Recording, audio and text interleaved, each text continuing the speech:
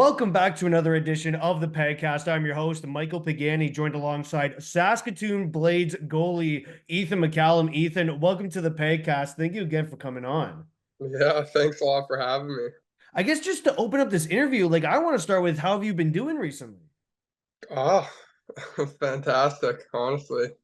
That's great. I mean, do you have any holiday plans coming up for you? Uh, just kind of the traditional Christmas get-togethers with family and friends. Other than that, nothing much. Just enjoying the break from off the ice. I know, the first half of the season can be so taxing on you, and I know I'll be busy with visiting family and friends as well, and then watching the World Juniors too. Like that's a huge mainstay for my holiday plans for sure. Yeah, no kidding. It'll be fun I guess we'll be back already by the time World Juniors starts, so it's gonna be fun to watch that tournament when it starts up. Well, your most recent game was against the Lethbridge Hurricanes, and although that resulted in a 2-1 loss, you were still credited with second star of the game. What allowed you to kind of accomplish that? Was it just how well the team played in front of you? Uh, I mean, our team is very good defensively and structurally, so it makes it for a pretty easy game as a goaltender, I'd say, for the most part. And then just along with that, I think it's the stuff that happens outside of the games that, people don't really get to see. So it's like working with goalie coaches and what I'm doing off ice. I just felt like I had a lot more confidence and swagger going into that game than I have this year. And was it kind of just like that pregame routine as well that kind of factor into it? Uh, Yeah, obviously pregame routines are huge. Like I think for me, I've kind of finally dialed in that part of my game. I know I've struggled it's obviously tough to find one thing that works for you, but I think it's just more of the mental side of the game that I've been working on. And have you kind of leaned on that with your goalie coaches? Oh, big time. Like the name of the game is the mental side of things because at the end of the day, everyone has skill or talent and works hard in this league. It's just whoever's mentally tough enough to battle through the hard times.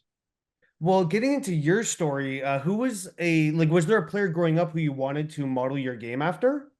Oh, yeah. I mean, the first ever hockey game I went to was Winnipeg Jets versus Montreal Canadiens. And at that time, Carey Price was still obviously in the league. And just watching him, I don't know, there was something about it. At that time, I wasn't even a goalie, but I just really wanted to be like him. Well, it's weird because the players that we grew up watching are now retiring. It's Yeah. completely different. It's kind of sad. Yeah, I don't like it, and it's kind of tough as well seeing some of those big names move to obviously new franchises. It's a little weird seeing their name on the back of those jerseys. Yeah, you look at like Patrick Kane. This guy went from Chicago, New York, and now Yeah, he's with Detroit. Like, what are we doing here? I'll be honest though, I don't mind it. I mean, he kind of looks good in any jersey, so I don't mind it. Because we grew up watching Kane and Taves just rip the pill with the Blackhawks, winning 2 cups in 3 years. It's crazy. Yeah, it's pretty insane that how big of a change that's made, and it's obviously tough not seeing Taves in the league anymore as well. Exactly, right? Like it's completely new era of hockey. Yeah, I mean, all the new guys are coming in and it feels even more weird when they're getting closer to your age, especially seeing that Celebrini's now in the league. It makes you feel like you're getting older. Well, getting into, who influenced you to start hockey there? Uh, I guess you could say my dad, in a sense, it was just kind of one of those things where my parents, I mean, being a Canadian hockey family or just family in general, I'm sure every parent takes their kids out to the rink at some point in their life. And for me, that was pretty young, at like probably 3 or 5, started skating, and that was the only thing I grew up enjoying, really. So how did you become a goalie? Because I'm hearing that goalies, they're just crazy people. So how did you become a goalie? I think for me, I had just a big passion to play hockey. I played both goalie and player up until bantam, where you kind of have to make that choice and lean on just one position. And so when it came to that time to make a decision, I wasn't a great hockey player, so I steered in the way of being a goalie, and I wasn't afraid to take shots at all. It's fun, get that thrill. Yeah, exactly, right? It's just this weird fun that you have. Yeah. You're from Brandon, Manitoba. I like did you grow up being a Jets fan? Not even a little bit, no. It's kind of my family is a Jets family, but I mean, there's always that one sibling who has to kind of make that change, and that for me, that was my older brother. Really? Yeah, he was a huge Montreal Canadiens fan. I don't even know why he would have a reason to cheer for them, but ever since when he was on the wagon, I was on the wagon. So Was there this huge rivalry in that 2021 playoff run between the Habs and the Jets? Like, did your family kind of like be divided there? no, no, my family isn't that big into the hockey world. We're not against each other at all. Maybe the few chirps here and there between me and my brother, just talking about how Montreal's looking. But no, that was honestly just fun to watch. I mean, you don't expect that to happen, and obviously some people throw around those excuses of COVID and all that. But I think it was just awesome to see a Canadian team make it that far. I'm a diehard Habs fan, so I hear you. All right, like I because Yeah, a lot of my friends are Leaf fans, and I'm just like, bro, like that COVID excuse, I'm not buying it. I'm not buying it. yeah, it's And not. we went all the way to the finals. It was sick. It was epic. It was awesome. I love it, and I can't wait until we're finally back at that stage. Line, he's looking good. Damidov's on the way. Hage is on the way. It's looking pretty good. Yeah, they've always had high level of prospects. I feel like it all just depends on what they do with them or how they really manage those prospects, I'd say. Exactly, right. These next 5 years will be very interesting to see, the progression of the Slavkovsky and whether Line does extend his contract. Yeah, it will be. It's kind of nice though. They have a very young squad, so it's at least you have time to play around with it and see what happens. Did you go to many WHL games as a kid? Oh yeah, as a kid, the Vikings are pretty like massive in Brandon, like very all like poster boards all over the town type stuff, and always coming to schools. They're great on that, doing the community stuff. So like watching those Viking games are pretty cool. And back in the day, you don't see it too much now, but back in the day, like 20, like probably 10 years ago, they were selling out that arena pretty consistently. So it was fun to watch. And now you're getting the chance to play in that arena, which is kind of, very fun to look back at it with, kind of if you think at it with the big picture, like you're a kid, you went to a bunch of games growing up, and now you get drafted into the league. Yeah, I think sometimes we take it for granted, but honestly, every time I walk into that rink, and it hasn't been very much, obviously, because of the divisions, but now that I'm closer, probably get a lot more games with Saskatoon there, and it'll be nice just to kind of be on the other side of that glass for games. Well, before you got drafted to the Medicine Hat Tigers, you played a majority of your career with the Notre Dame Hounds. And how did they kind of get you ready for the WHL? I think, honestly, as much as I hate to say it, COVID kind of was a blessing in disguise for that. Not just me, but I think those private schools that were able to function without the government, like suspending their ice. And so for us, I mean, I went there grade 9 and, got cut short after 2 games played, didn't see much. And fortunately, though, when games got cut, we were able to practice still, and so I think we'd have like almost 2 practices a day or practice every single day, and so getting that extra ice, and I think just I was fortunate enough to get a step ahead of everyone else who had to take time off, and think that just helped me step up my game for my second year at Notre Dame. And with so much time off because of the pandemic, did that kind of help you hone your skills? Like you were able to kind of like zone in and focus on one specific area, for example, right? Yeah, I think just for me, I wouldn't say I was a very strong goaltender at all going into Notre Dame. And definitely, like my parents weren't expecting anything out of it, just to at least try to get a scholarship out of from that school. And so just for me, when I knew that I kind of had that opportunity to step up above the others and kind of prove people wrong, I just kind of had that fire under me to work harder and I think it's always you watch those videos on YouTube or highlights of NHL games and you see how fluid goalies move. And I think just in my mind, I told myself that that's how I'm going to look and I'm going to work towards it.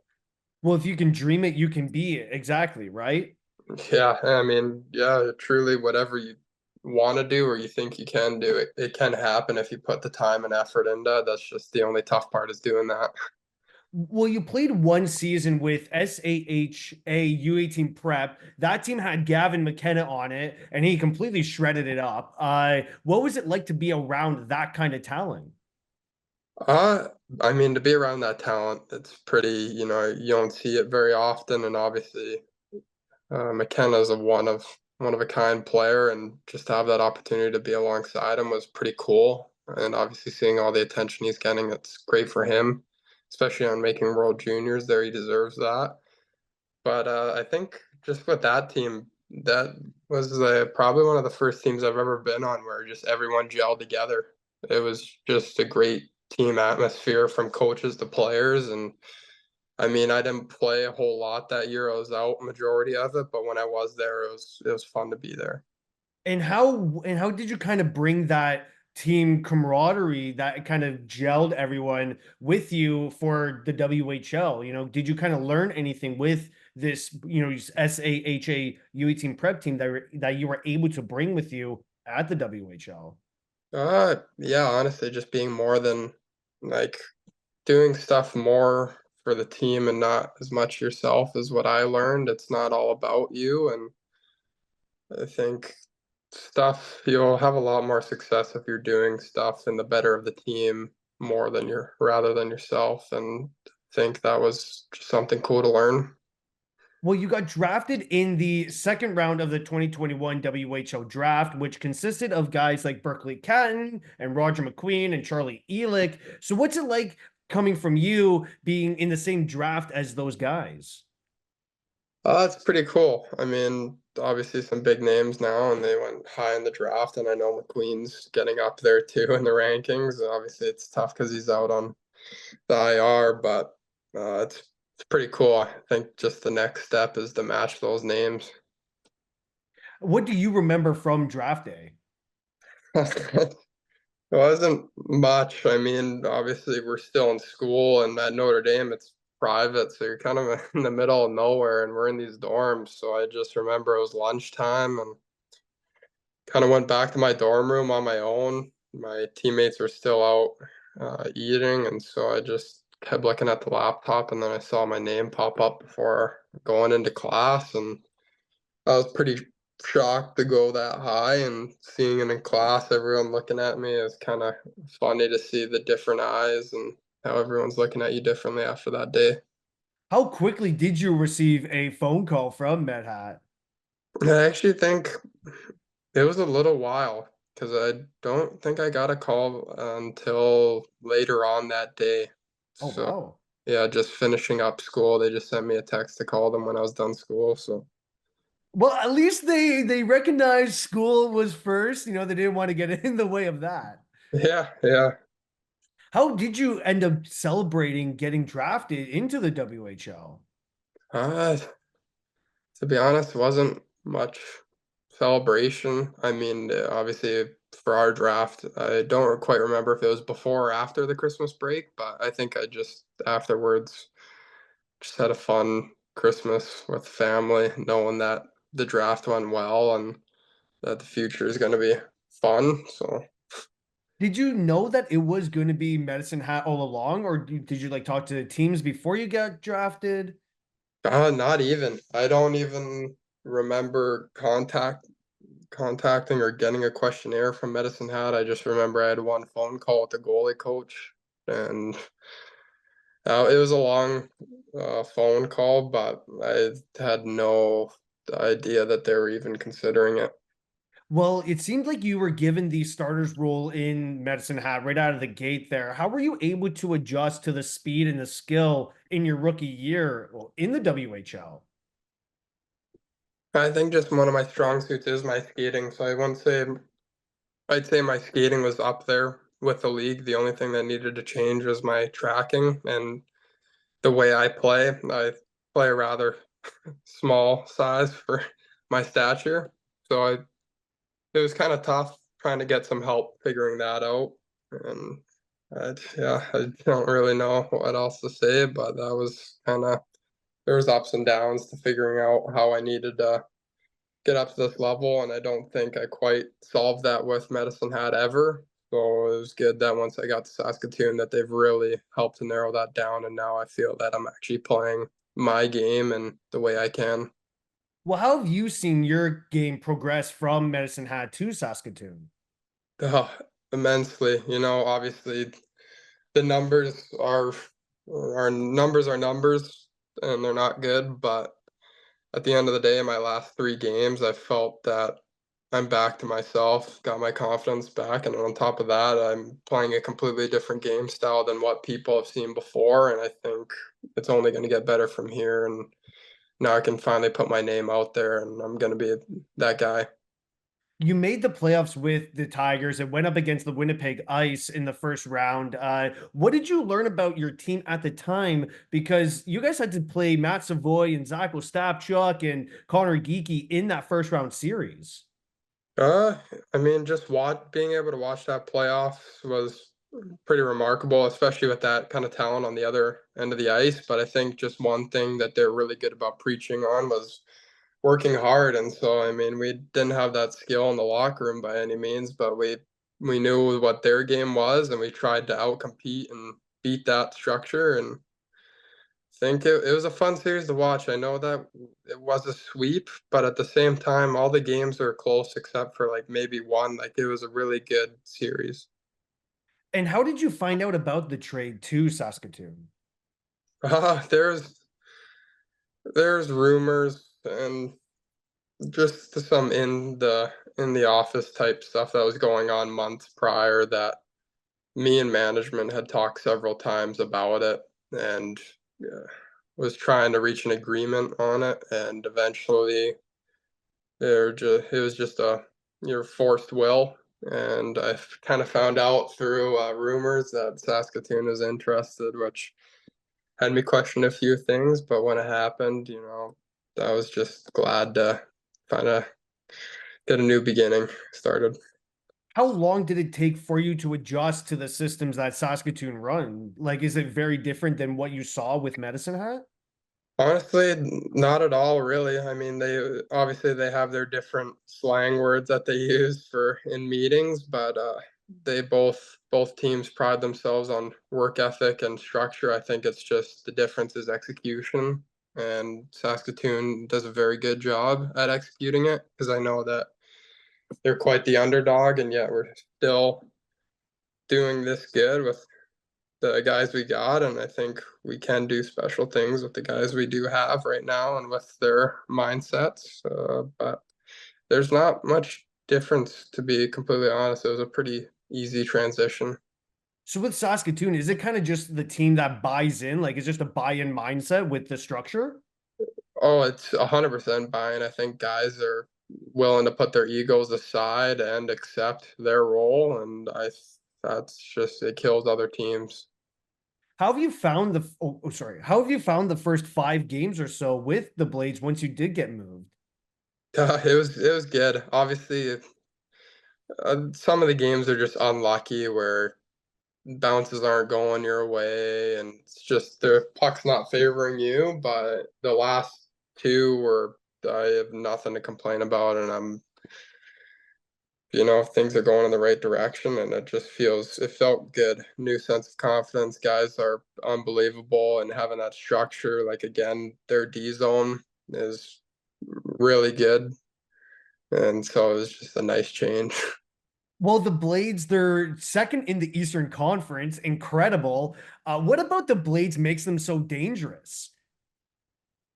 Compete, work hard. That's the one big thing is that we bring into reality that we probably aren't going to be the most skilled team every single night. So it's the matter of how hard are you willing to work, because we truly believe that we can outwork any other team by using our structure and giving it everything we got for a full 60. And I mean, it sounds kind of cliche, but at the end of the day, those are what wins hockey games is coming together as a team and doing what the coaches tell you to do. What's your pregame routine like? It all depends. I probably should have something a little more consistent, but if it's on a game day at the rink, you'll do your pregame skate, and it's just like a quick 5-minute skate with the coach, and then get off back to the hotel or back home, and I'll usually just right from there eat a pregame and go to bed, and then as soon as I wake up, I do like a meditation session for about 10 minutes just to kind of calm your mind down. And once I get to the rink, it's just like a 20-minute dynamic warm up I kind of do for myself. Then we're usually in our like meetings for power play and PK. And after that, it's just kind of having fun with the boys, kind of almost forgetting about the game for a bit, playing sewer football and then getting into warm ups. And then you're getting set to go. I love Super Bowl. It is one of my favorite things to do pregame. I gotta say, it is electric. It's super fun. Definitely. Oh, gets competitive though. Oh, I know, dude. Like, because I would do it all the time with my high school team, and the guys would rag on me Oh. if I were to get out. Oh yeah, you can't. You got to be like on your game, otherwise Hmm. the guys will give it to you. Like I know back in Med Hat, we used to do leaderboards for that, and No way, actually. yeah, I'm pretty sure we had a little bit of a leaderboard kind of Oh for my anything. God. Even the boys started playing pickleball and just everything's a competition, and that's what kind of makes it fun almost. Is that you're What's your? almost Oh, driving. sorry.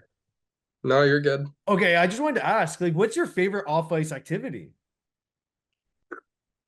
Is it Uh, golf or is it pickleball or what do you like to do off ice? I mean, I guess in the summer it's usually golf is my sport. Not, I wouldn't even say it's my sport though. I'm horrible at it. The only thing I can do is hit a driver. But Listen, I don't play golf either. I just mini putt, all right? yeah, I, God, every aspect of golf I need to work on. But I mean, it's just a fun sport to get out there with some of the guys, and you're out there for 2 or 3 hours and can just hang out. And on top of that, I mean, first year without school, so I'm kind of just trying to pick out little hobbies like playing the guitar and hanging out more with like a billet family and the new billet family I have has kids, so trying to, be the best role model for them. Do they get you playing video games at all or no? Surprisingly not yet. I've had some teammates who have been in there and they've told me that the kids would have them playing video games for an hour or two, but Really? You've avoided it. That's crazy. oh yeah, I don't know how they're pretty respectful on like waiting it out. It's usually just playing mini sticks with the kids, obviously. And you're the goalie, I assume, right? Well, actually, no, the kid loves being a goalie. Oh Well, wow, look at that. he loves being a goalie until I start scoring a lot on him. Then he asks for a switch up, and then yeah, then That's he hilarious. yeah, and then he starts celebrating hard when I let him score on me. Well, who's the hardest player you've had to defend? Like as a goalie, obviously. I don't really know. I couldn't say a single player necessarily, just because it's on any given day, any given night, things can change, and some days you have their number, some days they have yours, and I don't know. Someone I always liked competing against in practice was probably Tomas Mersick. Oh, really? Yeah, I kind of a little bit blurry of a memory, but I remember us doing a couple 2 pucks and shootouts, and he's got a very good shot and he can place it. Like he was the guy we would always bring out to goalie ice and have him shooting. And on top of that, actually, probably Bryce Pickford too. Don't know what's with that guy, but for some reason he can place it, shoot, and get some heat on it too. So that guy's pretty annoying to get shot against. But He just has your number. yeah, in goalie ice in games, it's a whole different question. Yeah, exactly. Right? Yeah. Oh yeah. How come you chose to wear number 33? uh, so when I first came in my 15-year-old year, there was Garen Bjorklund was there, Mhm. and and I didn't know. I thought you could kind of pick whatever number you wanted, but you're pretty limited to like 31 30, 33, and 35. And I know Langkow had 35. I knew that Bjorklund was going to be gone to pros, and I had worn 31 for like times in the past, and it just really wasn't as much as I love the number. It just didn't have success with it. So I thought, you know what, 33 doesn't look half bad. I'll try it out. But I've been trying to switch it. I didn't really get that option when I came to Saskatoon, so hopefully maybe at the end of the year next year I'll switch it up. Gotta look good and feel good and play good, right? Oh yeah, big time. But it's not a bad number, I could be No, it's stuck not with at those. all. It's a very nice number. I can't lie. Yeah. I mean, Have you depends. oh sorry. No, you're good.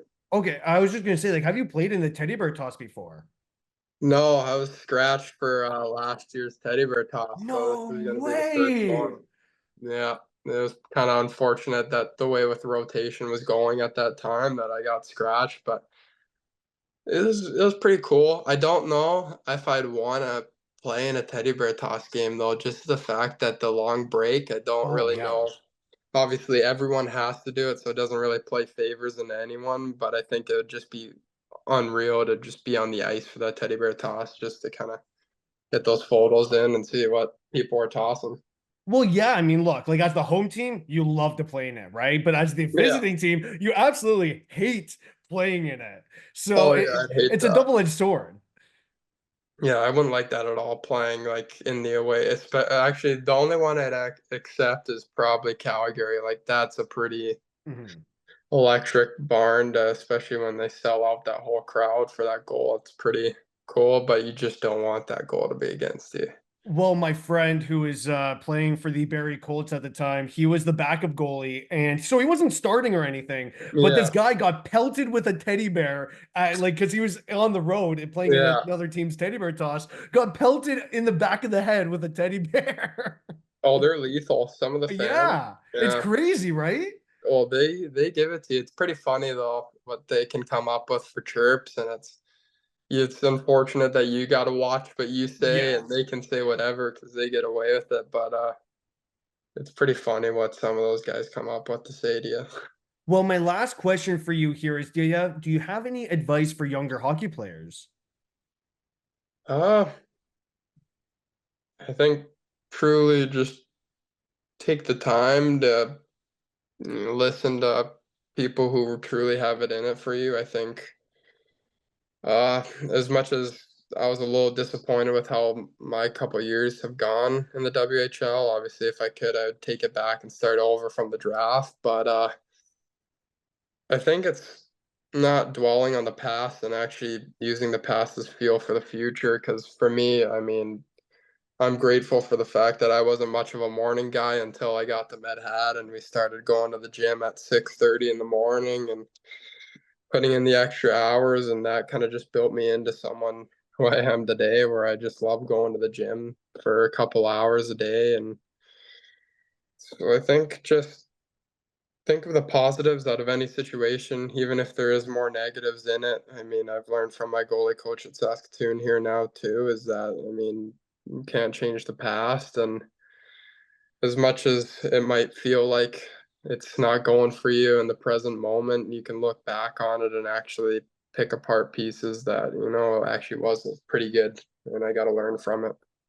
Well, I'd like to thank again Ethan McCallum for joining me on today's podcast. Thank you again, Ethan. Yeah. Thanks a lot for having me.